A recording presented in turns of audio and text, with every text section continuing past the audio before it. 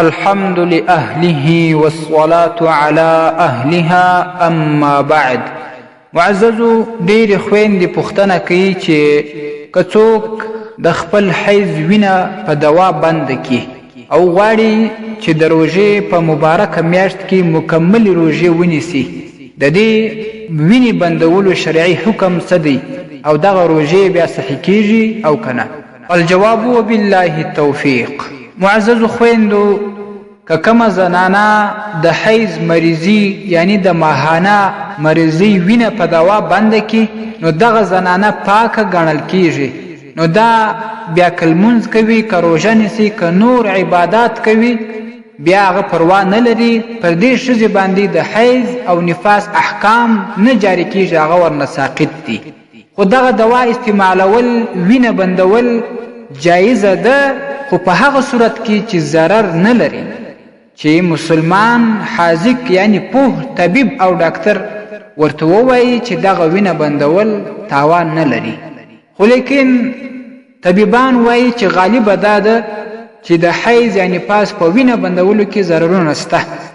اول ضرر دا دی چې د حیض د ښځو لپاره د صحت او ترندستیا علامه ده، چې کله یې وینه بند سي، حیض یې بند سي، نو هغه صحت ته به یې ضرر ورسېږي. دویم دا چې د حیض د وینو سره د ښځې په باطني بدن کې چې کوم زهریله وینه جمع سوې ده، نو په دغه وینو کې هغه زهریله وینه راوځي. نو چې کله دا وینه بنده سي، نو هغه زهریله وینه هم په بدن کې پاته کیږي. دریم ضرر دا چې د ښځې د حیض په دغه زهریله وینو کې د ښځې د بدن لپاره صحت شته. که دغه وینه بنده سي، نو په بدن کې درد پیدا کیږي. دغه زنانه لره د بلډ پریشر یا کینسر او داسې نورې مرضي ناجوړي هغه ورته پیدا کیږي. نو ضرورت یې نشته چې دا مرضي بنده سي. هسې هم الله رب العزال هغه روژې هم ورنه ساقطې کړي دي، لمونځونه هم ورنه ساقط دي، بل وخت یې قضا راوړي. خو که چیرې مسلمان حاذق ډاکټر ورته ووایي چې دا دوا تاوان نه لري، په دغه دوا کې خپله داسې مواد شته چې هغه د زهریله وینه په بدن کې ختم کړي، نو بیا پروا نه لري. نو هغه روژې که ونیسي، که عبادات وکړي، هغه ورنه صحیح کیږي. د حضرت ابن عمر رضی الله تعالی عنه څخه د دې متعلق پوښتنه وسوه چې یوه ښځه دوا چشي، دوا خوري په دې اراده باندې چې د حیض وینه بنده کړي، نو څه حکم لري؟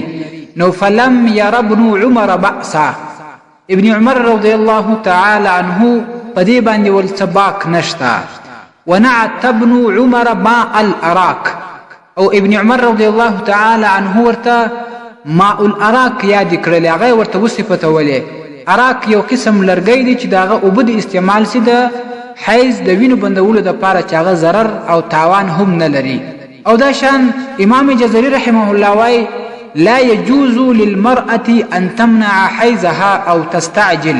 ښځې لره دا جواز نه لري چې هغه خپله وینه بنده کړي په دوا باندې، اذا كان ذلك يضر صحتها، دا په هغه صورت کې چې کله د ښځې صحت ته ضرر رسوي. نو که چیرې ضرر نه رسوي، بیا پروا نه لري.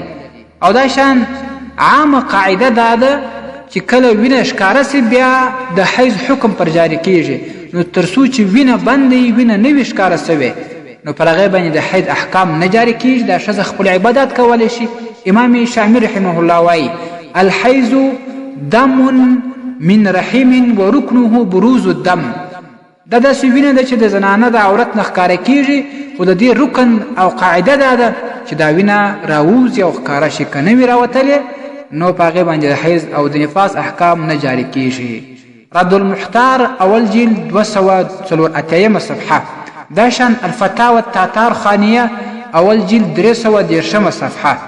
او دا شان فقه السنه اول جلد 240 صفحه. والسلام علیکم ورحمة الله وبرکاته. ستاسي د اسلامي پوښتنو جوابونکی مفتی حکیم الله صابر الحنفي صاحب.